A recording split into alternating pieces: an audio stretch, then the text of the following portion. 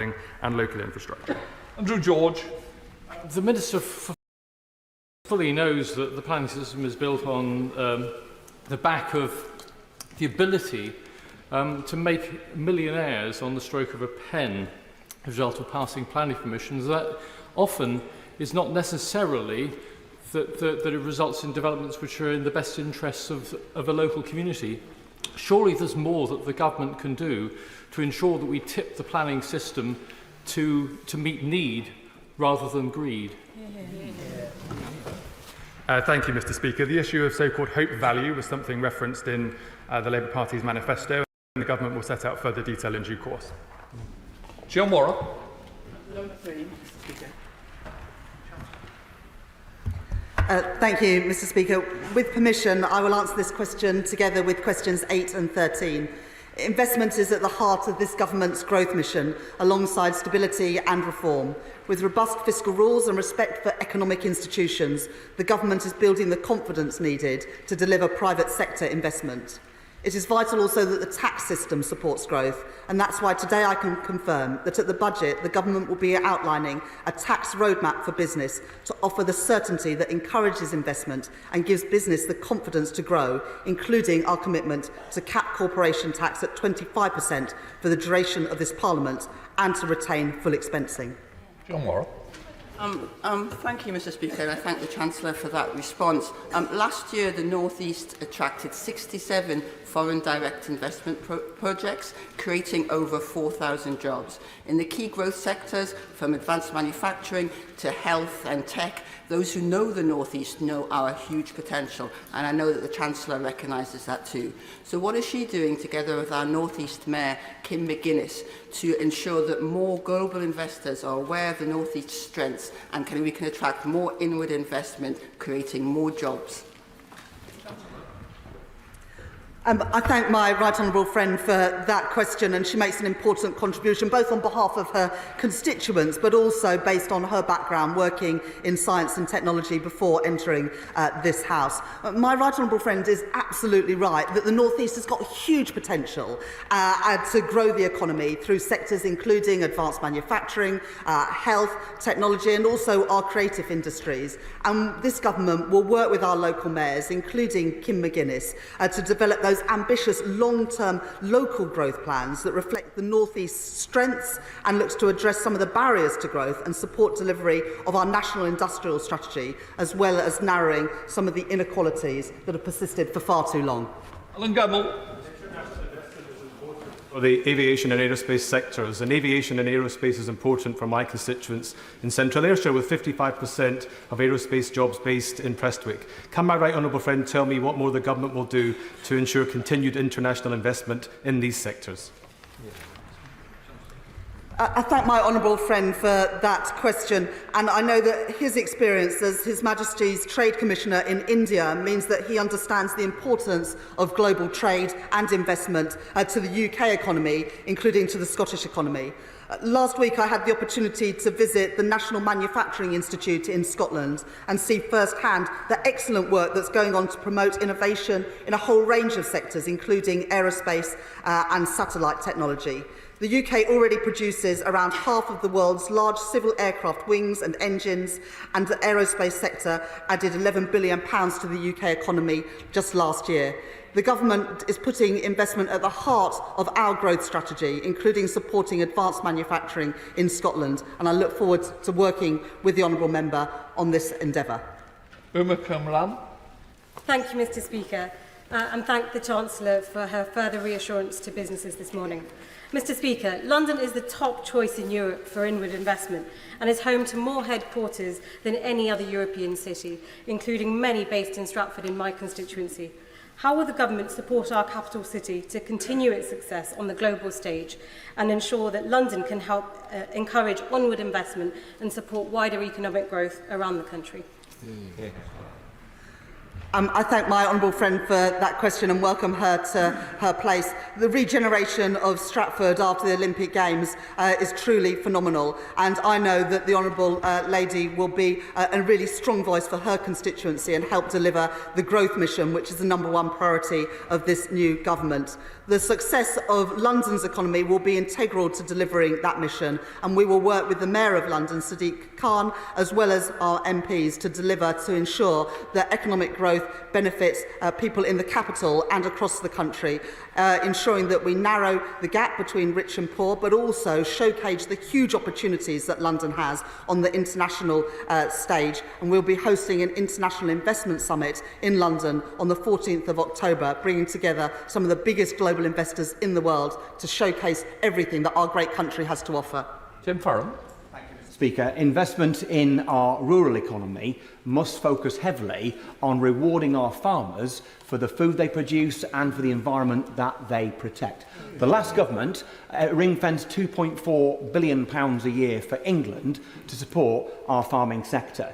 Through indifference or incompetence, they underspent by £100 million last year and betrayed our farmers in doing so. Will she confirm to me, to my farmers and to this House that she will not bake in that underspend that was the fault of the last Conservative government and will commit to at least ring-fencing what is already invested in farming, and if not, hopefully back the Liberal Democrats' call to back £1 billion extra into farming so that we can feed our... Order, Mr Farron, please don't take complete advances. I think it's slightly strayed from the original question. If you want to have a go at it, by all means, but if you don't, I understand, Chancellor. The rural economy plays an incredibly important role in our economic prosperity as a country, and boosting food security and biodiversity is obviously incredibly important to a whole range of this government's objectives. I will ensure that the Secretary of State for Environment, Food and Rural Affairs hears loud and clear the message from the Right Honourable Member, and will ensure that I'm sure that he will include that as part of his submission to the spending review on the 30th of October. Jim Shepherd. Thank you, Mr Speaker. Can I thank the Chancellor for that and welcome her to her place. It's very important, obviously, to encourage inward investment. It's also important to address the issue of youth unemployment.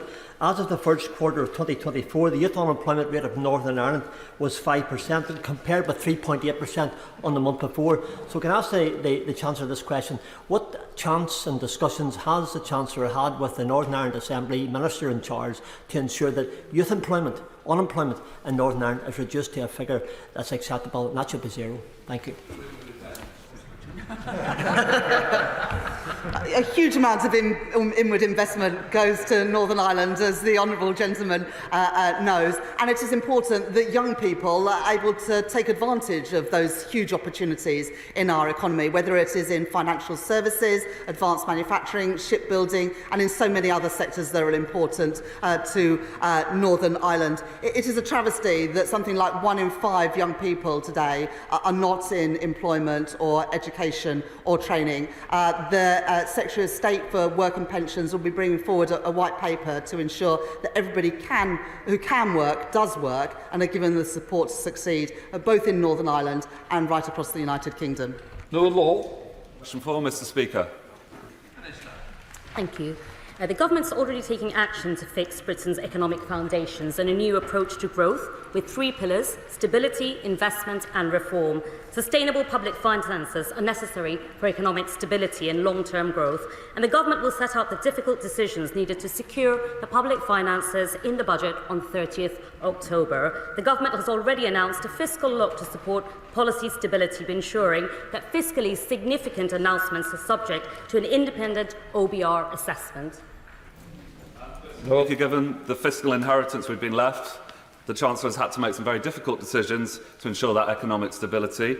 Workers and pensioners just above the personal allowance threshold have already borne much of the brunt of the previous government's cost of living crisis and fiscal drag, putting many in a precarious position. What steps is the Government taking to ensure that if there is to be further fiscal drag, that these groups are prevented from shouldering further burdens? Thank you. I should have actually welcomed the honourable gentleman to his place as well. It was the previous government's decision to maintain tax thresholds at their current levels until 2028. We have inherited an extremely difficult fiscal situation, meaning we cannot undo everything they did. But the Prime Minister has been clear, those with the broadest shoulders should bear the heavier burden. The government is providing £500 million, including the estimated Barnett consequential, to extend the Household Support Fund in England to another 6 months to 31st March 2025. This continues to be our aim to support those who are most in need. The Household Support Fund is specifically used by local authorities to help the most vulnerable households cover the cost of essentials such as food, energy and water. Josh Babarinde. Mr. Speaker, a source of economic instability for local government are the rising costs of temporary accommodation that are spiralling out of control. And Eastbourne Borough Council leader Stephen Holt, together with 118 other council leaders, cross-party wrote to the last government to ask for urgent support and propose a number of solutions too, but they were completely ignored. Will this Chancellor meet with me and local government leaders, including Eastbourne's, to discuss what immediate support she can provide to help us across the country tackle the temporary accommodation crisis? I thank the honourable gentleman for his question. And I would say, having served as a local councillor for many years, I very much recognise the problem that he's describing, and I'm sorry to hear about the situation. I will refer to his comments to the Deputy Prime Minister, who's in charge of housing, and I'll make sure that he gets a response, because it sounds like it's a troubling situation and he should have had a response before. Thank you. Bill Esterson. The Minister referred to the £22 billion black hole in the public finances left by the party opposite, and which they hid from the British public. Doesn't what happened under the last government highlight just how important it is to ensure transparency and independent analysis in economic decisions? I thank the honourable gentleman for his question. Upon taking office, we discovered, as he said, a £22 billion black hole in the public finances that have been left by the previous government, and we've now uncovered a litany of unfunded spending commitments by the Conservatives. And we recently learned that the deficit is now £4.7 billion higher than the OBR forecast back in March because of their economic recklessness. But we will rectify this, and we will set out a clear spending plan and our ambitious plan to get the country back into stable economic conditions at the budget. Sir Julian Lewis. Given that the House of Commons Library estimates that the COVID disaster cost the country between 315 and 415 billion pounds, can the Minister explain how it is that even her own questionable figure of a £22 billion black hole isn't a great deal higher? I think I thank the honourable gentleman for his question, but could I point out gently to the gentleman that had our economy grown at the average rate of other OECD economies over the last 13 years, it would have been £140 billion larger. Could I also point out to the Conservatives that the tax burden rose to its highest level for 70 years? So I will not be taking any lessons from the party opposite, because the last government oversaw the biggest drop in household real disposable incomes since records began. Helen Morgan. Number 5, please, Mr. Speaker. Thank you, Mr. Speaker. With permission, I will answer this question together with questions 10 and 12. This government supports the triple lock, and as a result, the new state pension is worth £900 more than it was this time last year. And in April, the state pension will go up again by the highest of inflation, average wage growth, or 2.5%. Our commitment to the triple lock is not just for 1 year, but is for the duration of this Parliament. In addition, pensioners will continue to benefit from free eye tests, free prescriptions and free bus passes. And those pensioners most in need will continue to receive winter fuel payments alongside the pension credit. Helen Morgan. Thank you, Mr Speaker. I thank the Chancellor for her answer, but there are nearly 22,000 pensioners in North Shropshire who are forecast to lose their winter fuel payment very soon. And this just as energy prices are about to go up by 10% for an average household. Many of my pensioners live in bungalows, they live in older housing stock which is expensive to heat, and a lot of them have been in touch with me to say that they are worried sick about this winter.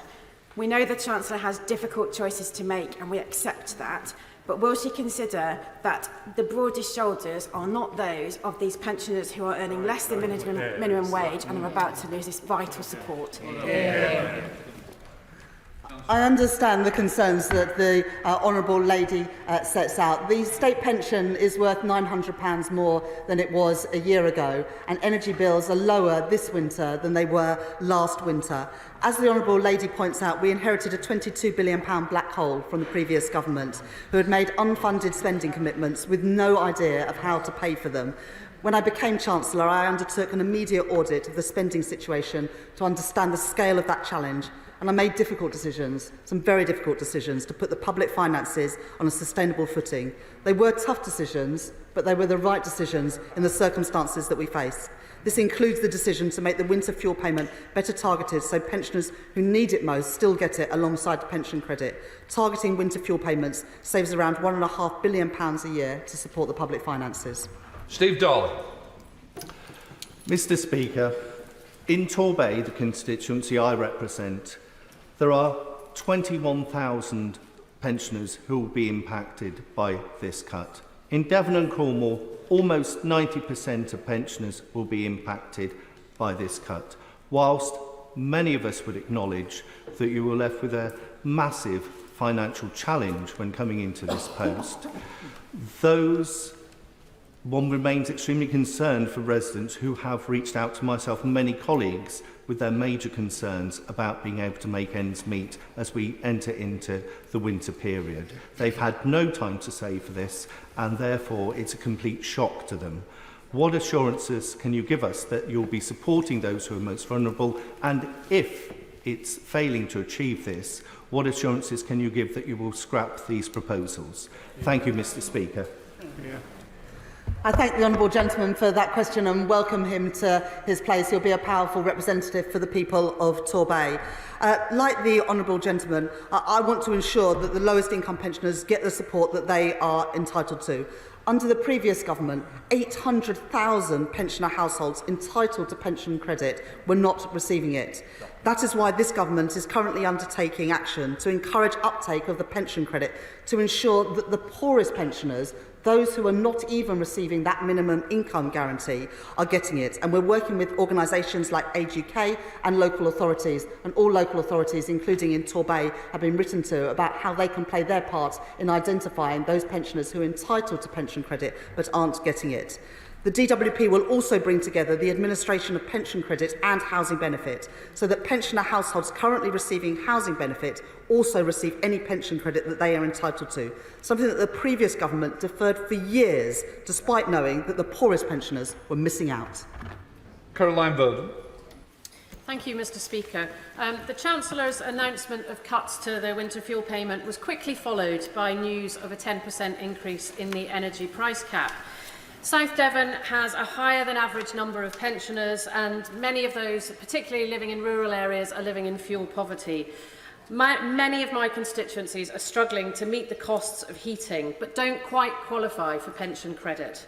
They and thousands of vulnerable people across the country are now deeply anxious about what this winter has in store for them. So will the Chancellor take this opportunity to spell out exactly how she plans to tackle fuel poverty among the elderly? I welcome the Honourable Lady to her place. Pensioners in South Devon, like pensioners in all our constituencies, will be receiving a basic state pension that is worth £900 more than it was a year ago. And energy prices are lower this winter than they were last winter. There will be many constituents in South Devon who are entitled to the pension credit, but because of the failure to act by the last government, aren't currently receiving it. We all need to play our part in ensuring that everybody gets the help that they are entitled to, and we should all ensure that our poorest pensioners get that support with both pension credit and the winter fuel payments that are associated with it. Sam Rushworth. Thank you, Mr. Speaker. The village of Copley in my constituency is the snowiest in England, and we have many pensioners in receipt of the basic state pension who are nonetheless in fuel poverty. They're not entitled to pension credit. They live in cold, stone-built houses. What assurance can the Chancellor give to those pensioners that this government will help to warm their homes and ensure that they do not struggle to heat their homes this winter? This government have committed to insulate an additional 5 million homes during the course of this Parliament to ensure that energy bills are as low as they possibly can be, saving people money and ensuring their homes are warmer. That will help his constituents in Copley and constituents all across the country. Peter Swallow. House the damage to pensioners' livelihoods from the last government's economic incompetence and their decision to cover up the £22 billion black hole in public finances. My honourable friend is absolutely right to remind us of the dire inheritance that this government has faced. Spending commitment after spending commitment, absolutely no idea of how to pay for it. From road and rail projects to A-levels to the Rwanda deal, £22 billion of unfunded commitments that the last government had no idea how to pay for. We will fix the foundations of this economy, rebuild Britain and ensure working people are better off, fixing the mess that the last government left. Jim Dixon. Thank you, Mr. Speaker. Can the Chancellor confirm that a state pension increase will be announced at the budget and that it will be equivalent to wage growth, inflation or 2.5%, whichever is higher? This government have committed to the triple lock, not just for this year, but for the duration of this Parliament. That means that pensioners are £900 better off than they were a year ago. And based on September earnings data and inflation data, we will uprate pensions next year by whichever is higher, 2.5%, inflation, or average earnings. We are ensuring that pensioners get the pensions that they are entitled to and have contributed to. Shadow Minister Laura Trott. Mr. Speaker, 10 years ago, the now Chancellor argued in this House that winter fuel payments should be means tested and cut for, and I quote, the richest pensioners. The Chancellor's 10-year campaign has now come to fruition, and she's proposed removing winter fuel payments from pensioners on just £13,000 a year. Can I ask the Chancellor, does she still think that a pensioner on £13,000 a year is rich? What has come to an end in July is 14 years of Conservative government that presided over a fall in living standards, the highest tax burden in 70 years, and a debt as a share of our economy of almost 100%, and a £22 billion black hole in the public finances just this year. And what we haven't heard from the front bench opposite, or indeed any Conservative member of a Parliament, is an apology for the mess that they have left this country in, that this government is now picking up. Dr. Danny Chambers. Number 6, Mr. Speaker. Thank you, Mr. Speaker, and I welcome the honourable member to his place. Since taking office, the government has set up the Clean Energy Mission Board to enable progress towards the 2030 target. This will accelerate the transition away from fossil fuels to clean, homegrown power, and it will boost Britain's energy independence and security. The government will also set up a new publicly owned energy company, Great British Energy, which will save families money by ensuring electricity bills are no longer exposed to gas price shocks, and a warm homes plan will improve energy efficiency in homes and cut bills. Dr. Danny Chambers.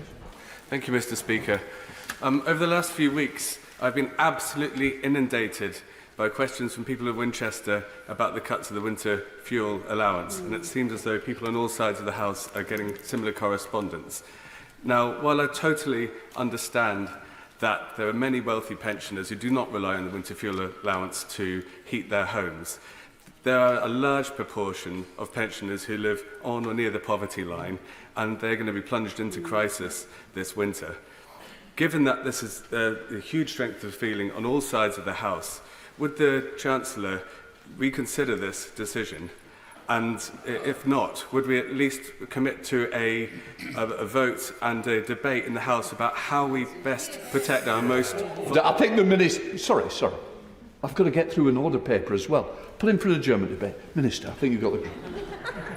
Well, I thank the honourable member for his comment, but as my right honourable friend the Chancellor set out, pensions, the state pension is £900 more this year than it was last year thanks to the triple lock, and we've committed to maintaining the triple lock as the foundation of state support for pensioners throughout the rest of this Parliament.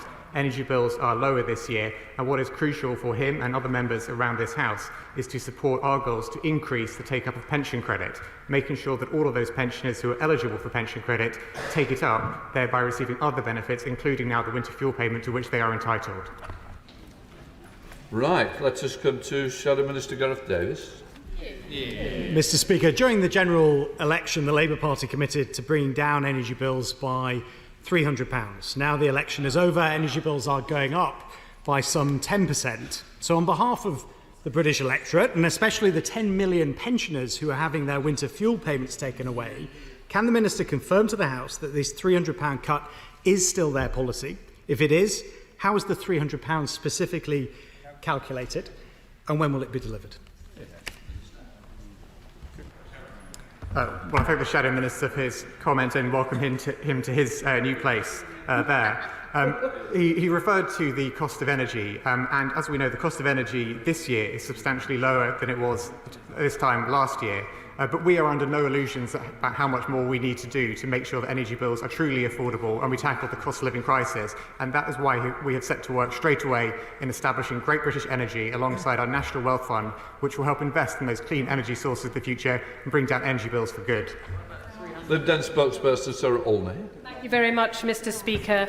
Mr. Speaker, we know the government have inherited a mess. We know that the centre of that mess is a £22 billion hole left in the public finances by the previous government, but that cannot be allowed to cover for measures that cause suffering for the most vulnerable in our society. She will have heard colleagues on the Lib Dem benches talk about the hardship that the scrapping of the winter fuel allowance is going to have on their constituents. So can the Chancellor assure us that she will give her full support to measures to boost the uptake of pension credit, and most crucially, will she give this House the opportunity to have a proper debate and a vote on this cut that will have such an impact on so many?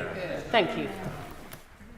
Well, I thank the Liberal Democrat spokesperson for her comments and for recognising the state of the finances that we inherited, the £22 billion in-year black hole that we need to urgently address to put our finances on a firm footing.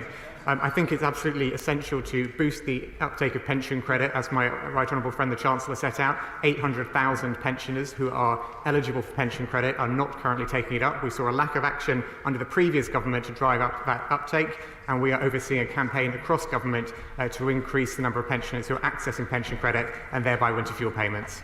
Sarah Olney. Thank you very much, Mr. Speaker. I welcome that response.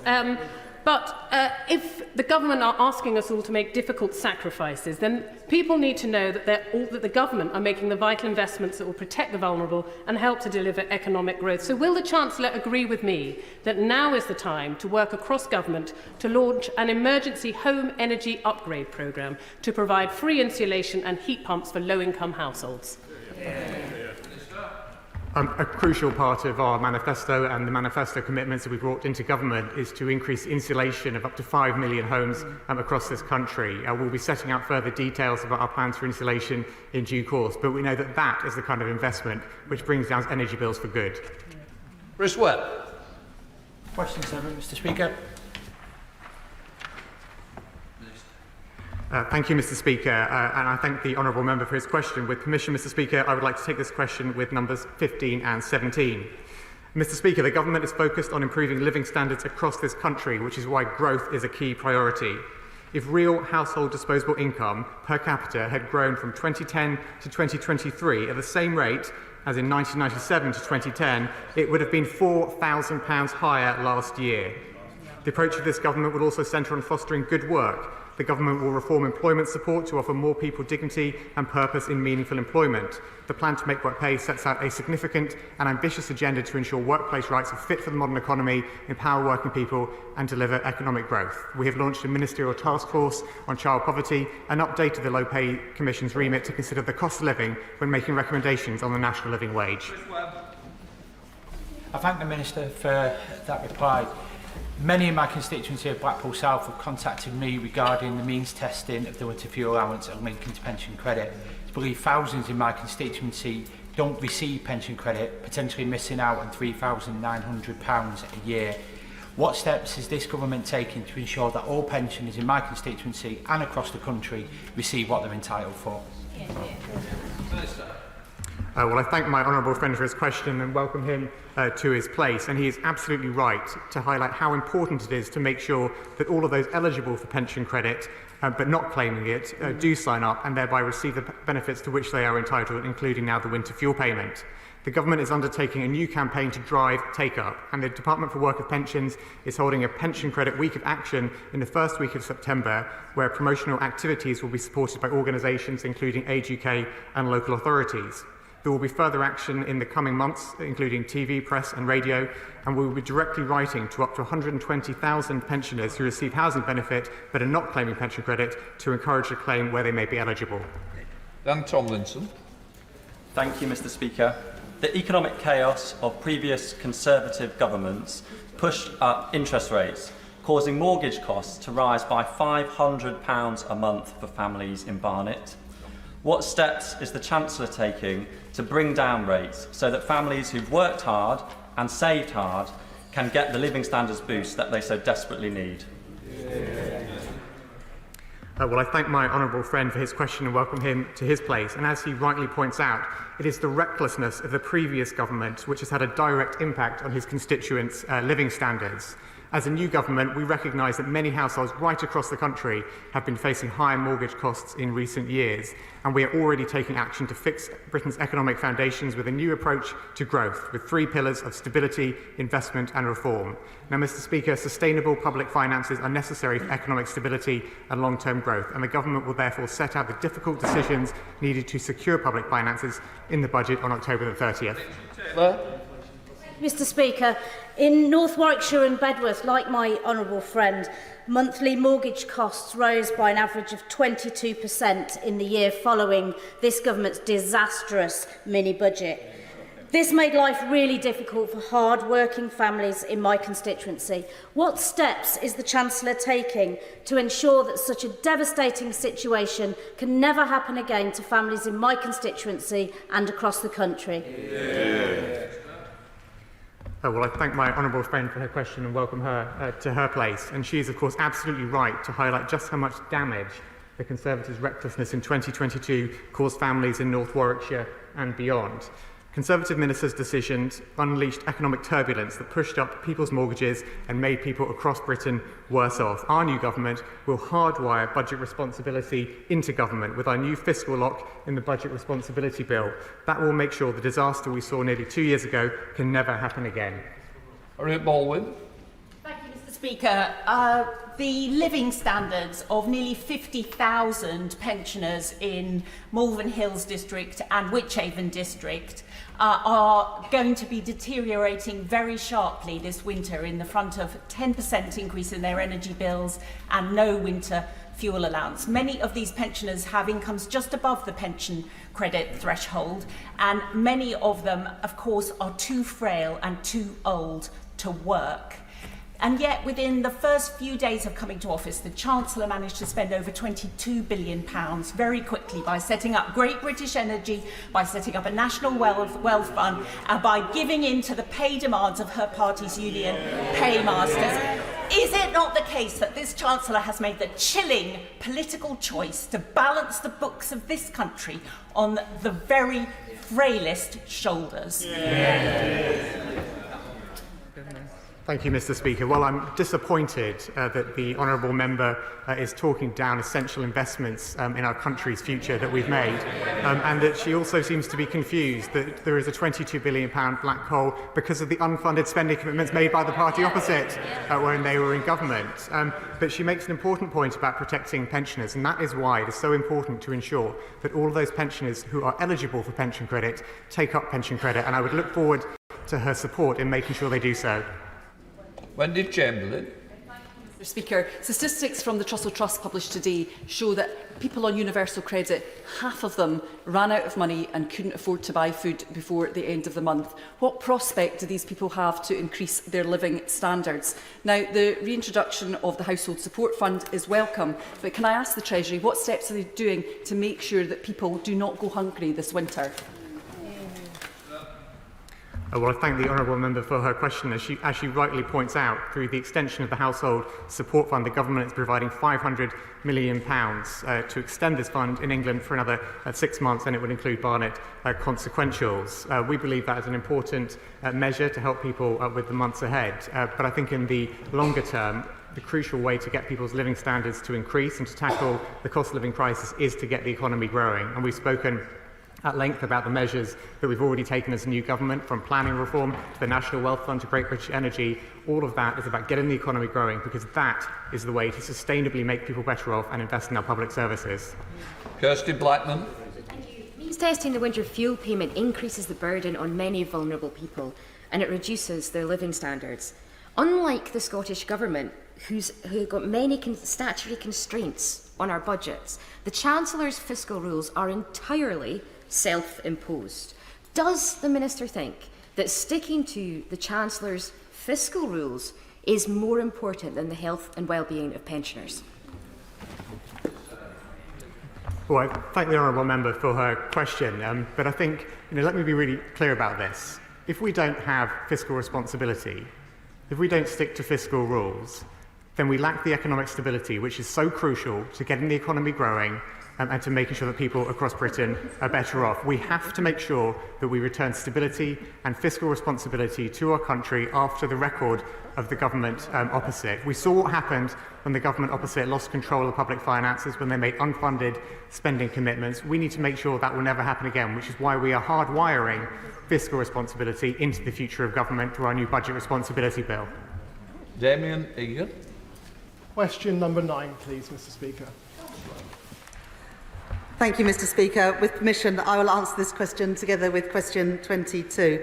Sustained economic growth is the only route to improving the prosperity of our country and living standards of working people. That is why we've already taken a number of actions to begin to deliver on our growth mission, the number one priority of this new Labour government, with a series of planning reforms to get Britain building, establishing a national wealth fund to bring in private sector investment, announcing a pensions review to unlock growth, boost investment and deliver better returns for pensioners, and launching Skills England, announcing the forthcoming white paper on getting Britain working again.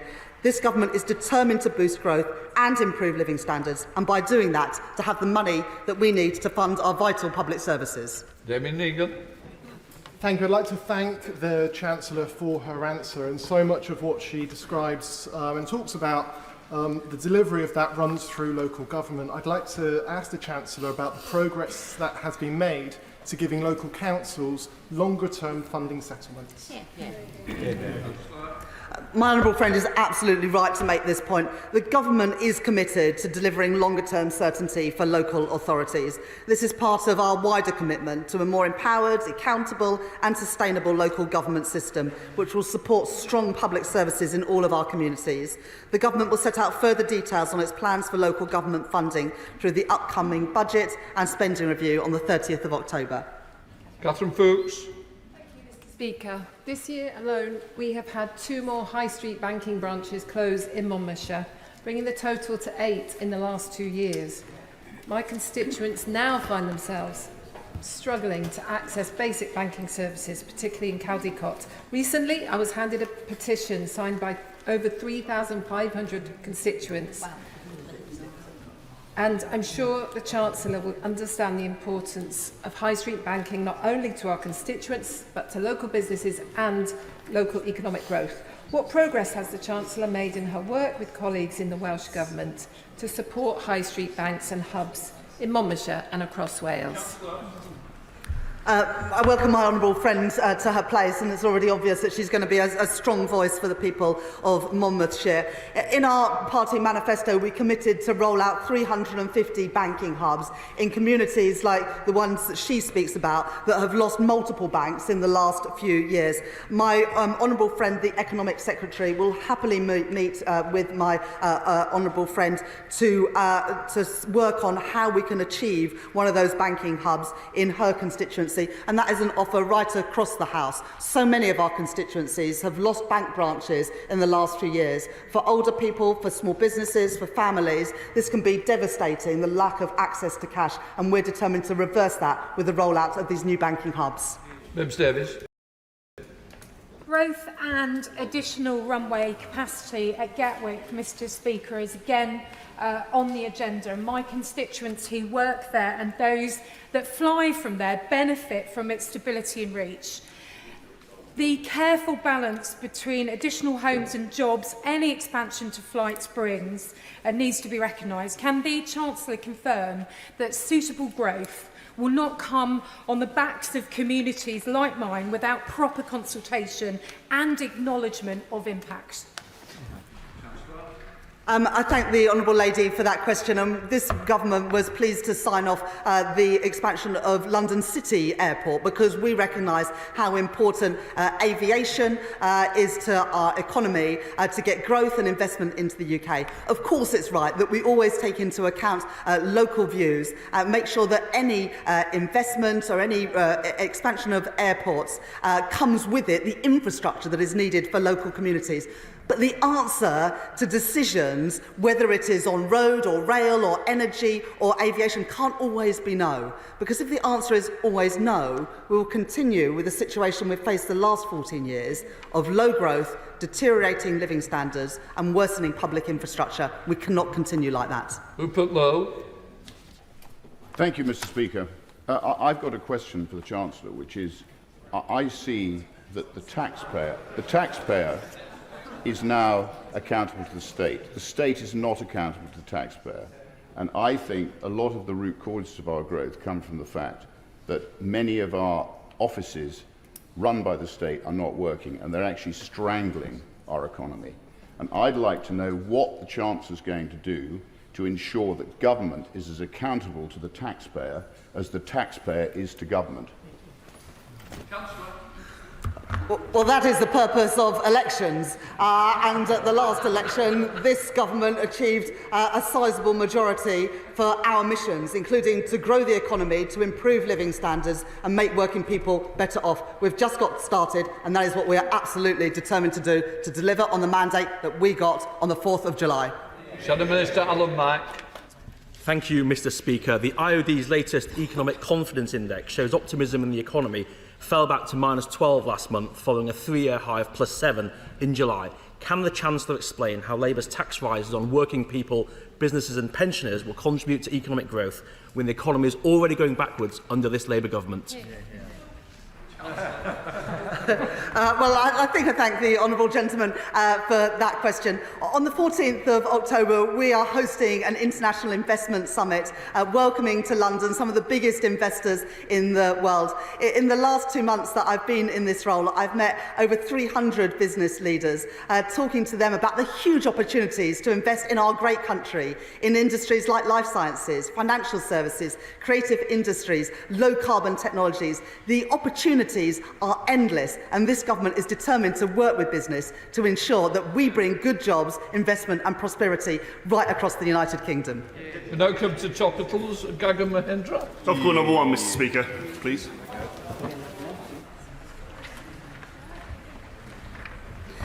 Mr Speaker, this government has inherited a £22 billion black hole in the public finances. That requires tough choices to rectify the situation that we have inherited. And we will also clamp down on egregious spending and half government spending on consultancy. This will save £500 million next year. Increasing consultancy spend has been rife across government these last 4 years, up 55% at the Department for Transport, up 137% at the Foreign, Commonwealth and Development Office, and up a staggering 416% at the Home Office. No wonder taxes are so high and public services are so poor when the last government frittered away taxpayers' money with no concern. I will treat taxpayers' money with respect. We will fix the foundations of our economy so we can rebuild Britain and make working people better off. Thank you, Mr. Speaker. Can I welcome the Chancellor to her place? Notwithstanding what she's just said there, can the Chancellor tell the House why she has made the political decision to scrap the commitment to at least 2.5% of GDP on defence spending, undermining our support for Ukraine, and instead prioritised giving her union paymasters inflation-busting pay rises that have only led to more unions calling for more strikes and more pay? Let me respond directly on the issue of Ukraine. I had the pleasure to meet Minister Marchenko from Ukraine in my first couple of weeks in this job and made the commitment to him to go ahead with the Extraordinary Revenue Acceleration Programme. I think this is an area that it's important that across the House we work together to support the Ukrainian people against the Russian invasion. In the last Parliament, we always supported the government when they took action to support the Ukrainian people. I hope that that cross-party support can continue. Everybody, stop it, and I've got a big list to get through. Rachel Maskell will give us a good example. Thank you, Mr. Speaker. In York, the average rent rise of 11.9% exceeded the state pension rise by £380 this year. With the loss of the cost of living payments and winter fuel payments, increase in the energy price cap and cost of living, pensioners are frightened how they're going to keep warm this winter, as am I. With changing the eligibility for the winter fuel payments, how will she protect pensioners above the pension credit threshold to prevent cold, ill health or worse this winter? I thank my honourable friend for that question. The basic state pension is worth £900 more than it was a year ago and will go up again in April next year because of the triple lock which we have committed to for the duration of this Parliament. We have already written to York Council and working with local authorities across the country to boost take-up of pension credit because this government, unlike the last government, is determined to ensure that 800,000 people entitled to pension credit actually receive it. Thank you, Mr. Speaker. When the Chancellor was sitting on this side of the House, she repeatedly attacked cronyism. So can she tell the House whether she told the Treasury Permanent Secretary that Ian Caulfield had made a donation to her before she got him appointed as a director in the Treasury? Yes or no? Yes. All governments appoint people to the civil service. The donation from Ian Caulfield was declared over a year ago in the proper way, and we answered all the questions in the right way that the civil service asked when we made that appointment. Ian Caulfield is supporting this government in hosting the International Investment Summit, which is going to bring hundreds of global investors to the UK next month. I think that means the answer is no. And the Ministerial Code states that ministers must ensure that no conflict arises or could reasonably be perceived to arise between their public duties and their private interests, financial or otherwise. That did not happen. So will she tell the House why is cronyism wrong under the Conservatives but acceptable under Labour? I think they've got a bit of brass neck criticising this government after the appointments and the partying at Downing Street that we saw under the last Conservative government and billions of pounds of contracts handed out to friends and donors of the Conservative Party. That's why this government are appointing a COVID corruption commissioner to get that money back from taxpayers, because unlike the last government, we are determined that taxpayers' money is treated with respect and not handed out to donors of the party. Mr. Speaker, Age UK report that there are around 1 million pensioners who just miss out on the winter fuel payment. These are people living on modest incomes within £50 of the poverty line who will miss out due to a tiny occupational pension, including many in Liverpool Wavertree. We have heard about the campaign to take up pension credits, but can my right honourable friend tell us specifically whether that pension credit will be backdated? Yes, absolutely. Pension credit can be backdated by up to 3 months, and we will ensure that happens. We are also working closely with Liverpool City Council to ensure that constituents in Liverpool, Wavertree, and indeed in all of our constituencies are getting the support that they are entitled to. The poorest pensioners who are entitled to pension credit should get it. It's a travesty that 800,000 missed out under the last Conservative government. We will ensure that pensioners entitled to support get it. Thank you, Mr. Speaker. It's estimated the Bank of England will require a further £110 billion of taxpayer subsidy to cover long bond sale losses through to 2030. So why is the Chancellor clobbering pensioners to save £1.5 billion a year when she could be challenging the Bank of England to save tens of billions of pounds a year? Well, before I became a Member of Parliament, I was an economist at the Bank of England, and I respect the independence of the Bank of England. The previous government undermined that independence. That contributed to the economic chaos we saw under the last Conservative government. This government will never go down that route. Chris MacDonald. Thank you, Mr. Speaker. Can the Chancellor of the Exchequer confirm that her decisions are targeted at winning new investment in green industry in places such as Billingham in my constituency? I thank my honourable friend for that question, and I also welcome him to this House because he brings a great deal of expertise on green steel from his previous career. And indeed, part of the plans of this government to launch the National Wealth Fund is precisely to create investment across the country in some very important strategic industries, and decarbonisation of steel and the steel industry is one of those. Nicola Harding. Thank you, Mr. Speaker. Mr. Speaker, the prospect of the financial collapse of a major utility company like Thames Water should cause us all grave concern. Not only what it would mean for consumers in my constituency and many like it, but the wider implications it will carry for our economy and the government finances. Would the Chancellor therefore agree with me that putting Thames Water into special administration now and reforming it would not just protect consumers, including my constituents, but would protect the wider economy? Water companies are commercial entities. It would therefore not be appropriate for me to comment on it today, and it's for the company and its investors to resolve their possible issues. Josh Newbley. Thank you, Mr. Speaker. For decades, members of the Mine Workers Pension Scheme in Cannock Chase and across the country have seen billions go to successive governments. With an average of 19 scheme members passing away every day, the resolution cannot come too soon. So can I ask the Treasury what progress has been made on transferring the government's share of the MPS investment reserve to scheme members? This was an issue that I championed in the last Parliament as Chair of the Committee, and I'm pleased to confirm that I'm working with colleagues across government to make progress and will update the House further in due course. Lisa Smart. Thank you, Mr. Speaker. Stories of crumbling public infrastructure are all too common. Stepping Hill Hospital in Hazel Grove has had to close buildings because the condition was no longer deemed safe, and we've seen footage of medics having to wade through flooded corridors when pipes have burst. The allocated capital money simply cannot cover the repairs backlog. How will the Chancellor ensure that hospitals like Stepping Hill can access the capital investment they need, both to repair crumbling buildings and to deliver additional sites where needed? The Government is reviewing the new hospitals programme as part of our spending review. We will undertake a full and comprehensive review whilst continuing to deliver the most advanced and most urgent hospitals in a realistic timeframe. Ruth Cabré. Thank you, Mr. Speaker. The letter from the Cabinet Secretary to the former Chancellor that emerged this morning clearly stated that the failure by the last government holding a spending review following the unexpected national and global pressures significantly contributed to the fiscal challenge that the Labour government inherited. What can the Chancellor learn from this?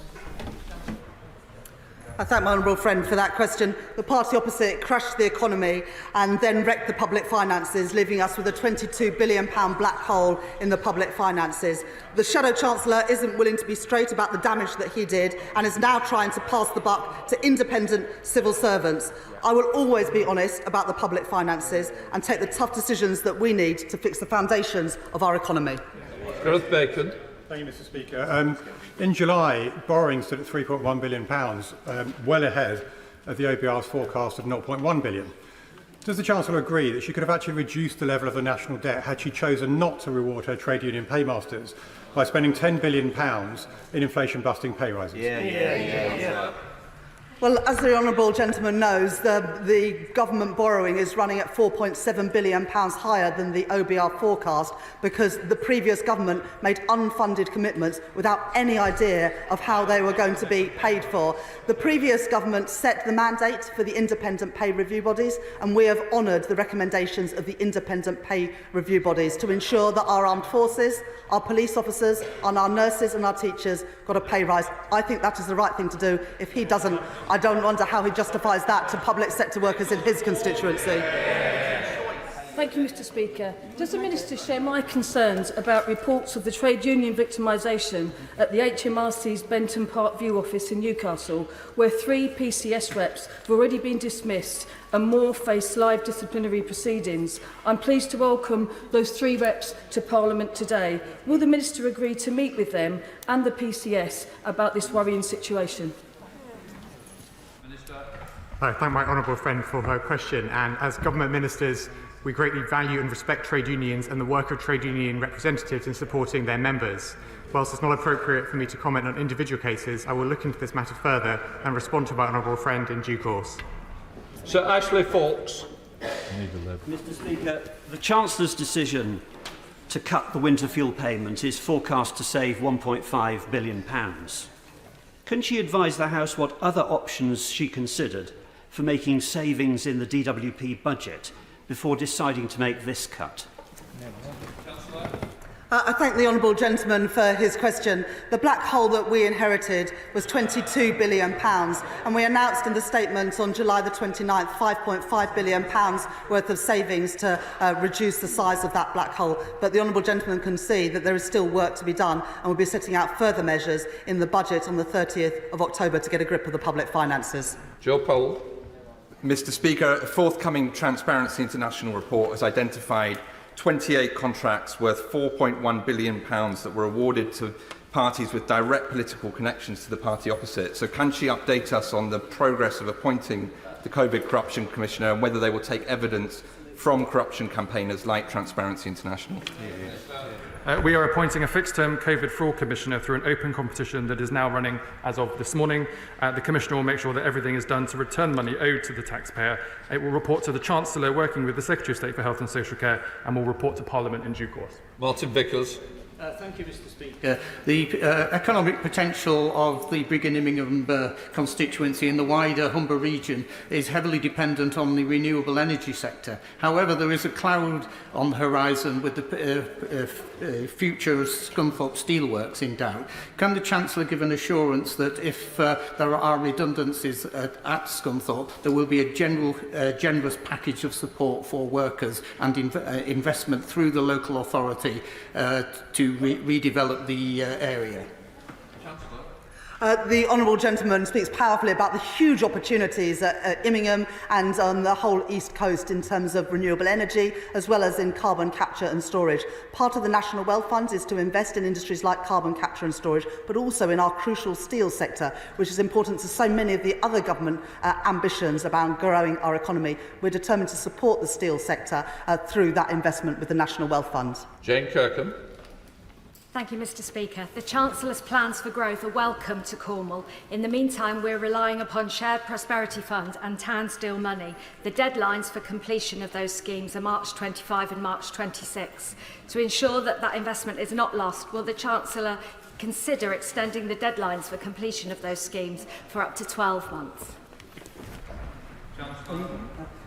I thank my honourable friend for that question and welcome her to her place, and she speaks powerfully on behalf of the people of Cornwall too. The spending review will be the appropriate time to look at the shared prosperity funds and what resource we can give to the people of Cornwall, and I'm sure that my honourable friend will work with the relevant Secretaries of State to ensure that those representations are heard. Dave Doonan. Mr Speaker, the Chancellor would have known in advance of the cut to winter fuel payment and stripping £160 million from pensioners in Scotland that Scottish pensioners suffer the lowest temperatures. Rural Scottish pensioners live in some of the oldest houses on these islands, and most Scottish pensioners in rural areas are off the gas grid. So knowing that, can she tell us what discussions did she have with her 37 new Scottish Labour MPs about pushing Scottish pensioners into fuel poverty? Well, I would just note that the Scottish Government have decided to mirror what the wider UK Government is doing rather than using the tax powers that the Scottish Government have. That's the decision that the Scottish Government have made, given the fiscal situation that they face. We face a similar issue with a £22 billion black hole in the public finances. Sean Davis. I welcome the plans of this government to get Britain building again, with a commitment to build 1.5 million homes across our country. There is also 1 million homes that councils have given planning consent to. Those with skin in the game need help and support to get those houses unblocked. What steps will the government make in that regard? I thank my honourable friend for that question and welcome him to his place. As a former local government leader, he knows the huge opportunities that there are to build the homes that our country desperately needs. We've made a commitment to build 1.5 million homes during the duration of this Parliament. That will require making decisions to call in planning decisions, as we already have done in the first week in office with 4 specific housing developments. Thousands of pensioners in my Aldridge Brownhills constituency have worked hard all their lives and now worried at the prospect of losing their winter fuel payment upon which they rely. Will the Right Honourable Lady reconsider and reverse her decision? Well, the increases in the basic state pension mean that constituents of hers are £900 better off than they were a year ago. And of course, energy bills are lower this year than they were last year. But it is important that we ensure that the 800,000 people who missed out on pension credit under the previous Conservative government now get access to that support, because those are the poorest pensioners. And at the moment, they are living in poverty because the previous government failed to sign them up to pension credit. Emily Darlington. Thank you, Mr. Speaker. I'd like to ask the Chancellor and her team whether, as departments are preparing their spending review submissions, whether she would consider allowing the international development budget to be on the same footing as the R&D budget and look at it over 10 years so we can get back to that 0.7, and whether she'd be willing to meet with me and a delegation to discuss the benefits of such an approach to such an important budget. The government spending review is currently underway. All decisions on ODA spending will be taken in the round as part of that process, and I'd be delighted to meet with my honourable friend and her colleagues to discuss this very issue. Right, we'll let the front benches change over.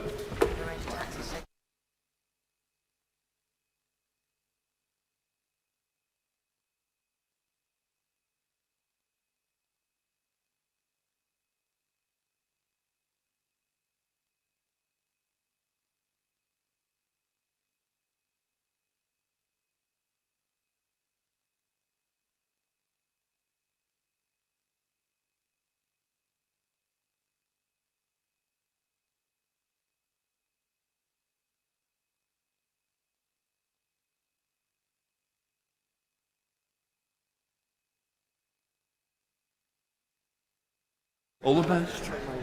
Right, we now come to the urgent question. Dame Harriet Baldwin.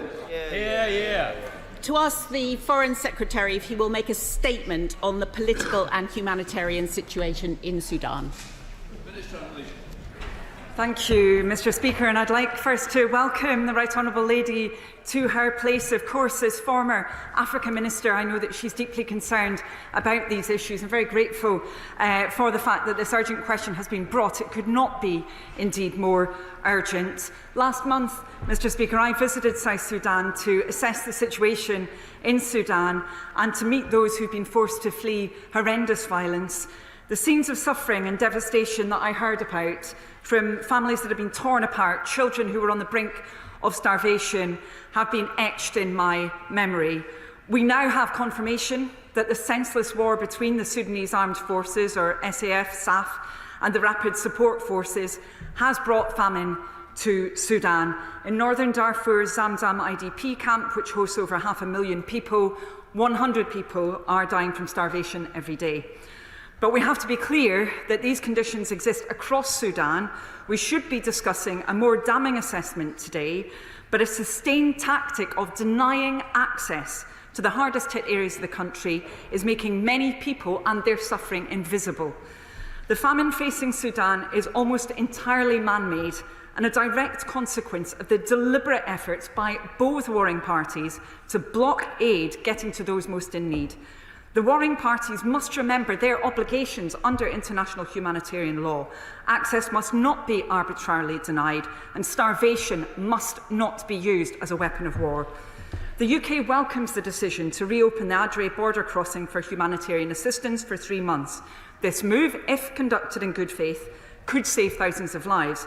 The SAF must act to remove any unnecessary restrictions on trucks moving through Adre, and the RSF must urgently facilitate movement into areas under their control. Without this, life-saving aid will be blocked from accessing those most in need. Now, last month, I announced an additional £15 million of vital assistance to Sudan, South Sudan and Chad to support vulnerable people forced to flee violence and seek safety. With this announcement, the UK has almost doubled its ODA to Sudan to £97 million this financial year, most of which is vital humanitarian aid. The UK has also welcomed efforts by the US, Saudi Arabia and Switzerland to bring the warring parties to the negotiating table last month.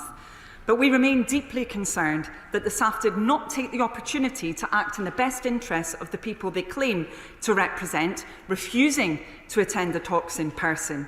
The warring parties must do everything in their power to ensure that this wholly unjustified war must end immediately. We also continue to call upon the RSF to implement the commitments made in the Jeddah Declaration to protect civilians. We stand ready to support partners in following up on these talks, including using the UK's role as penholder on Sudan at the UN Security Council. Thank you. Well, thank you very much, Mr. Speaker, for granting this urgent question. Yesterday, Parliament spent time on 2 terrible conflicts in Ukraine and in the Middle East, but we must not allow this Parliament to forget about the increasingly dreadful situation in Sudan. And I welcome the Right Honourable Lady to her position. And I know that she has just come back from visiting South Sudan, and I welcome the focus that she is clearly putting on the situation.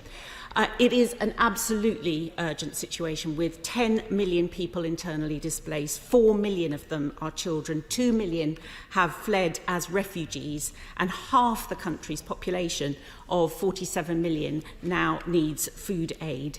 750,000 people are starving in a famine that has only been made worse by this recent flooding. So I want to urge the government to pay really urgent attention to this situation. We cannot lose the momentum and focus on resolving this conflict and on improving access for humanitarian aid. The UK is the penholder at the United Nations, and with Norway and the United States, we form the Troika, which can act as an interlocutor with the warring parties. What progress is being initiated to follow up on the unsuccessful effort recently last month to try and bring the Sudanese armed forces to the table? The US Special Envoy, Tom Perriello, has been working very hard on trying to make progress, but what role is the UK government playing? It's also very welcome that the Adre crossing has opened and that there is now some improvement in humanitarian access, but the UK again has a key role to play in bringing other donors together for Sudan. And what plans does the UK government have itself to convene other influential regional players like the African Union, like the United Arab Emirates and Saudi Arabia, where our extensive and excellent diplomatic network can make such an important difference? And overall, what strategy does the UK government have to counteract the growing influence of Russia in the region, where they are fomenting these conflicts, both in Sudan and in nearby countries like Libya, in order to gain access to Red Sea and Mediterranean ports and encourage migration patterns such as those that we have seen? Thank you, Mr. Speaker. I'm grateful to the Right Honourable Lady's commitment on these incredibly important questions. She talked about some of the figures around those who've been displaced. Well, indeed, Sudan currently is the world's largest displacement crisis in absolute terms.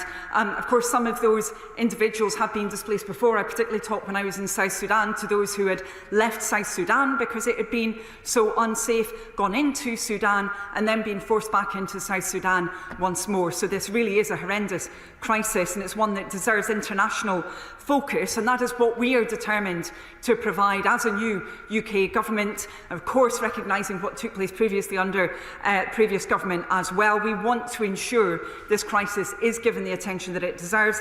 That includes, of course, through being the penholder, as she rightly noted, at the UN, but also continuously urging those warring parties to come to the table and ensuring that the voices of civil society, of course, are not ignored here. That's been particularly important for the UK to make sure that we are actually convening those civil society actors. I met with some of them myself when I was in Ethiopia and Addis Ababa. Clearly they're not able to operate in Sudan, many of them. It's too dangerous, but they're seeking still to make sure that voice of civil society, including women, is listened to. She talked about applying international pressure to partners, and just very briefly to finish in my response to her, I would say that of course is important positively when it comes to the work we can do together. So again, when I was in Addis, I met with the African Union, with Commissioner Bankole, to talk with him about what we could do together, ensuring that other regional actors are brought in to push forward peace and the ceasefire that's so desperately needed, the humanitarian access that's needed. But of course, there's also that negative issue of the other countries that are becoming involved in this conflict, that are worsening it, and the UK government is absolutely clear. Engagement with the warring parties in any measure that is not focused on humanitarian access or peace, that engagement will only prolong this devastating war, which is leading to so much death and destruction. Dan Carver. Thank you, Mr. Speaker. This is one of the world's worst conflicts and humanitarian disasters, and sadly receives so little of our attention. I welcome the urgent question and the Minister's statement.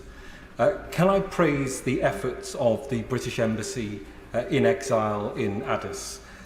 It's clear we need a long-term strategy to contribute to end the fighting and begin a political settlement. And I just wonder what plans the Minister has to send UK personnel back into Sudan when the time is right, perhaps based on the port of Sudan, until a return to Khartoum is possible. Minister. I'm very grateful to my honourable friend for raising this, and I have to say that the staff from the UK Embassy that was previously in Sudan really did show the best of UK government. No question about that. They were placed in a truly horrendous, terrifying situation at the time of the beginning of this conflict, effectively under siege in the middle of the beginning of a dreadful war. They've shown the best of government, no question about that, and I praise them. I was very pleased to be able to meet with a number of them when I was in Addis Ababa. They're operating obviously out of Ethiopia currently because it's too dangerous for them to be operating within Sudan. I know they would be, of course, very keen to ensure that we do have that presence, but of course we also need to ensure safety, and my goodness, that was really tested previously, and again I praise their bravery in that case.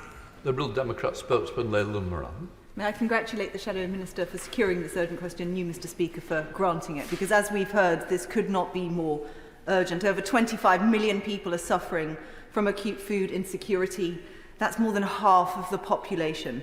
In one South Darfur health facility, 5 malnourished children were dying every day in July this year, and yet the plight as a whole has been largely met by silence from the international community. At the Paris donor meeting in April, the previous government did not commit to any additional humanitarian assistance, but just re-announced a previous commitment. So can the Minister tell the House what extra support the new government will provide from now on?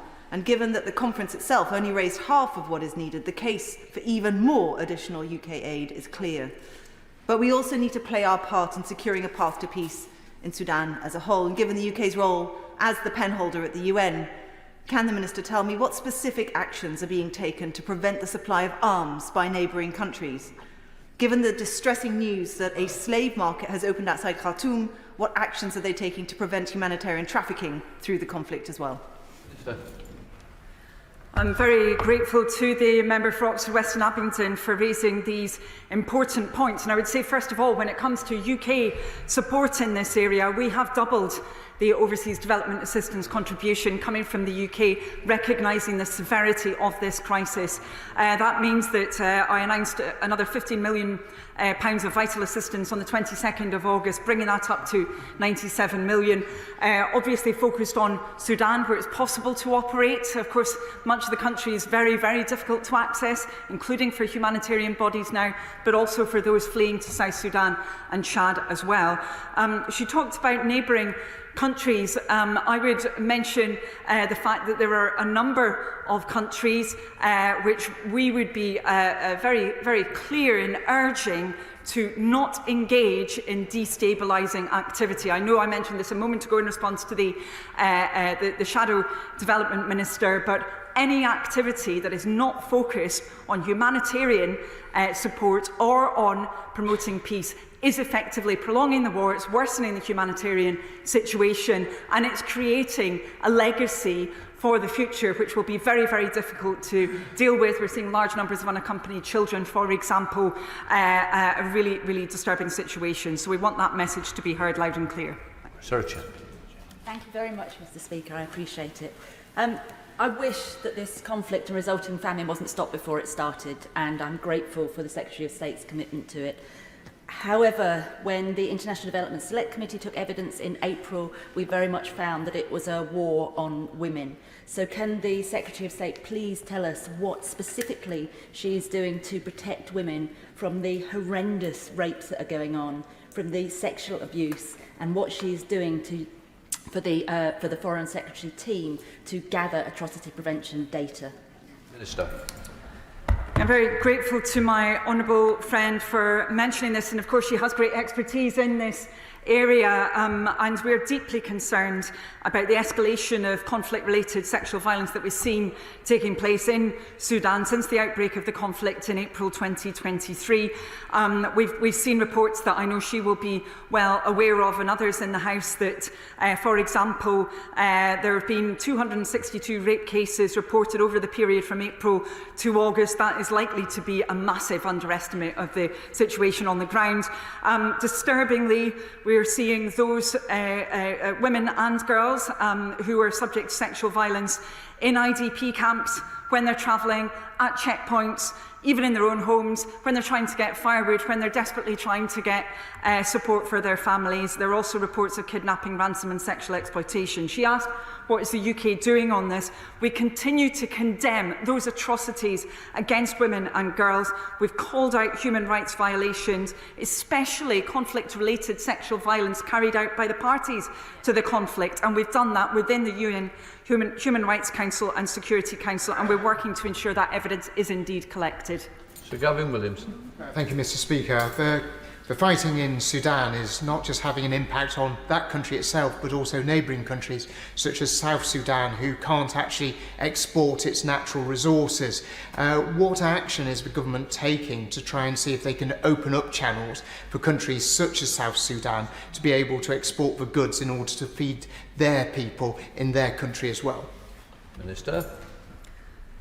Yeah, I'm grateful to the right honourable gentleman for raising this, and of course he will be aware that there was already a humanitarian crisis in South Sudan. I visited the Bentiu refugee camp, which houses 100,000 people, and effectively an island of marooned people within a kind of lake of floodwater at the moment. There was already a crisis there. He's absolutely right that economic prospects have gone even further backwards with the crisis. The main oil pipeline, of course, has been impacted by the conflict within Sudan.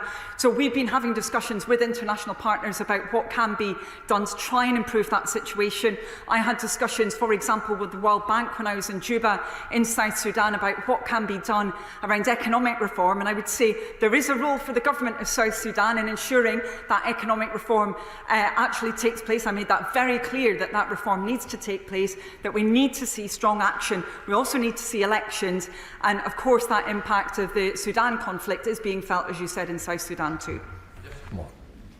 Mr. Speaker, on behalf of the Newport Sudanese community who came together yesterday in Peel to open their new community centre, and who I know feel that this conflict and this famine of such epic proportions still goes largely unseen. Can I ask the Minister to reiterate again to those who hear such horrific stories from family and friends that we will all do all that we can as the pen holder on Sudan at the UN Security Council to ensure that international attention and actions are not too little and too late, and that crucially aid gets to the right places?